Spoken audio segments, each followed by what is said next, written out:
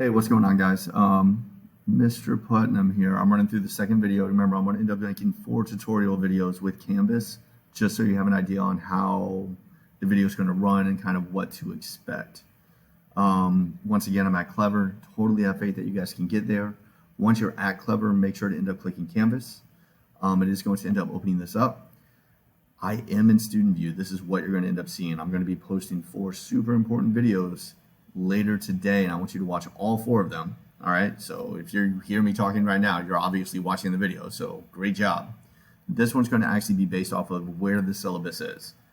I'm probably going to put it in this front page, and honestly, your go-to area is this button right here where it says modules. That is your go-to button. If I click modules, that's where everything I'm going to end up keeping in the class is. Okay?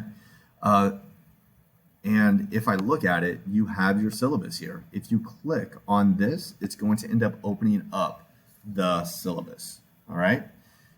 If it doesn't open up on the screen because it has been a little touchy, all right, as you can tell right now, it's not opening up. You can also click on it and download it. Well, it's getting there. It's just slow. You can also click on it and download it that way as well. All right? So the syllabus is there. Or not. There's an error. But if you end up clicking here, you can download the syllabus and you can still end up seeing it as well. If I end up going back to modules, once again, module is your go-to spot. That's where you want to end up being.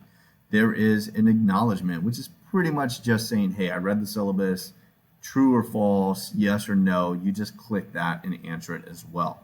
And that's all you have to do for the syllabus. Once again, your module button is going to be your go-to button in my class. That's where everything's going to be located. Kind of make it easy. It's like a one-stop shop. Everything's going to end up being in there. All right, I'm going to go ahead and post this video. Once again, I'm going to make 2 more. Not trying to overcomplicate it. This one's only like 2 minutes long. All right, talk to you later, guys.